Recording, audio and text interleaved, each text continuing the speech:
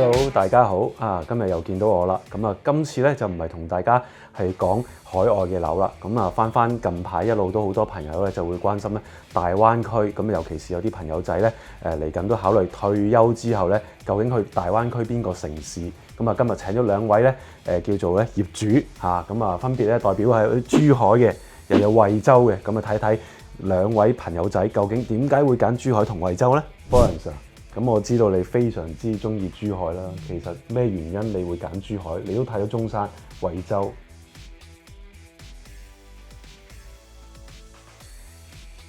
其實我都係1-2年前先第一次去珠海，就係帶客去睇樓啦。咁一睇就哇，咁靚嘅珠海，啲路又闊，啲車又禮讓。你港車北上出咗之後，大家都係揸車翻去1小時生活圈，真係可以實現嘅。我啱啱星期日先翻嚟，就係用咗1個鐘頭就翻嚟香港同客去睇樓，然後我又用翻1個鐘頭翻珠海。咁其實真係好簡單嘅啫喎，同喺香港住冇分別。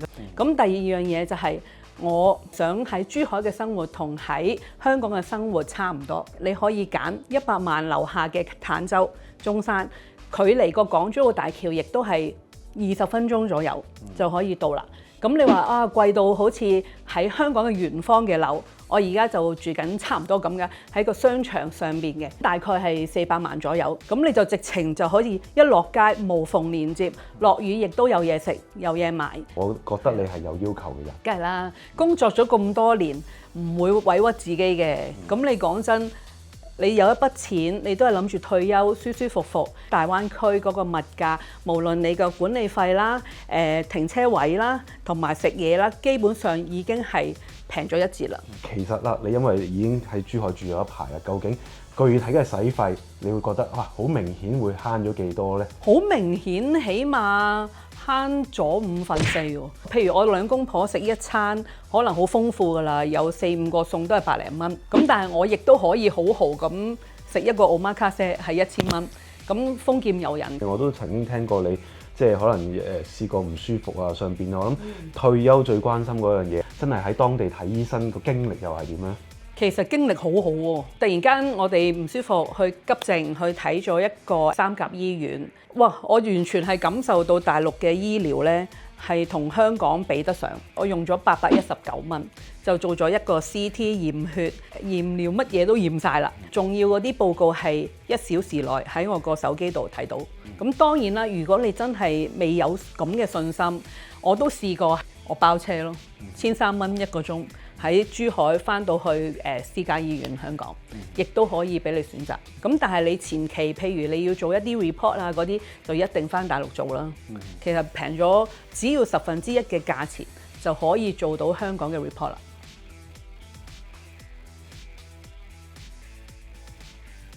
講到呢度啦，俾你唞一唞先。咁啊，其實你有另外一個朋友仔坐冷板凳好耐啦。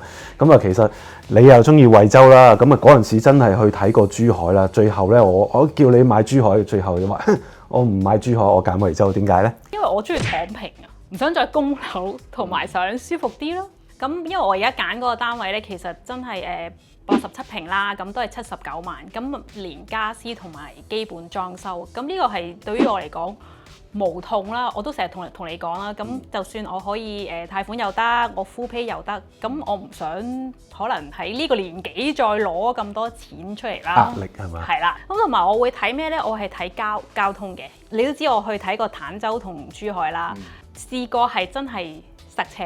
如果我喺福田過嘅話呢，咁其實我有鐵路直接可以去到惠州嘅沙田站啦，咁可能再打車就已經到啦，非常方便。咁同埋個車費係真係平好多，因為我譬如如果咁樣返惠州一程，可能都係35蚊就 OK 啦。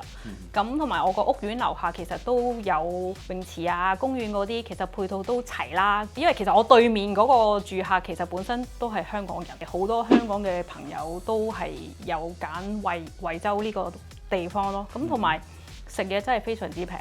我上次返惠州去美食廣場啦，咁其實可能都係10蚊一碗雲吞，係有20隻咁樣，嗰個生活成本係低好多咯。咁同埋就係15分鐘嘅生活圈裏邊，其實去萬達廣場嗰啲都可能係10零分鐘左右就其實已經有嘅。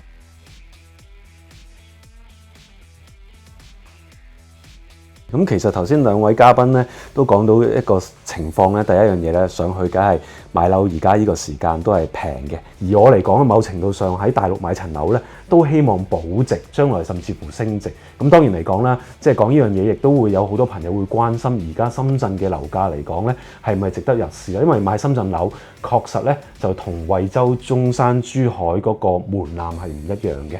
福田啊、南山啊，呢啲地方其實如果你要買翻100平嘅，我諗喺珠海嘅 budget 一定做唔到啦，因為其實我哋見好多比較優質少少嘅樓咧，其實個單價嚟講咧，都係講緊10萬蚊一方一平。呢一刻嚟講，我睇深圳咧，第一樣嘢咧就樓價係叫做跌到呢個水平啦，大家可以去諗咧，就從一個叫做自用再加保值投資嘅角度去睇咧，其實都往往可以揀到一啲筍嘢嘅喎，因為其實我會見到咧，而家可能大灣區其他城市咧個成交咧，其實以一手為主嘅，因為佢一手嘅供應好多，我哋講緊要去庫存咧，都確實要少少時間嘅。咁但係深圳嚟講咧，而家成個主導嘅市場咧就係二手，咁呢點有個好處喎，因為成個如果你去買一個物業，你係有目的嘅，希望將來甩手嗰陣時容易啲，同埋甚至乎有保值升值嘅話咧，大家就要睇究竟個一二手嘅比例。我會見到深圳而家個租金回報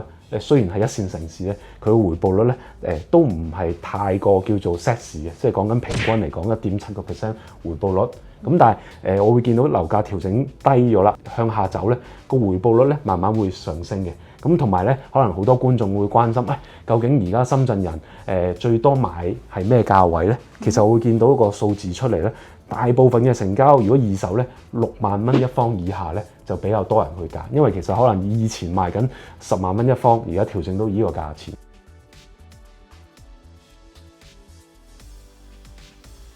咁所以其實最近我都去咗喺深圳灣坐車去遠少少啦，叫做啱啱比較 hit 啲嘅地方，去到大前海嗰邊有個滑雪場開咗噶嘛，近排都逼爆啦。嗰度原來有啲公寓咧，就可能啱啱阿山講，真係要躺平嘅，幾十萬嘅，嗰陣時賣緊5-6萬一方，而家跌到哇3萬零2萬零有咧，咁又係一個唔同嘅選擇。因為買深圳嘅公寓咧，同買其他大灣區城市有唔同。因為第一真係個投資價值唔同啦，民水民電啦，同埋喺深圳市內嘅公寓咧，個成交量都多。因為其實而家深圳即係調整咗之後咧，個公寓個叫供應咧都有控制，幾十萬買個公寓仔平啲嘅。咁所以其實今日即係咁巧啦，有2位真係代表，真係佢哋係會住喺嗰邊嘅朋友仔過嚟同我哋分享大灣區嘅置業。咁我相信咧，未來我哋都會有好多筍盤可以介紹俾大家嘅。咁如果大家覺得今日嘅題目 OK 嘅，俾個 like 我哋，同埋咧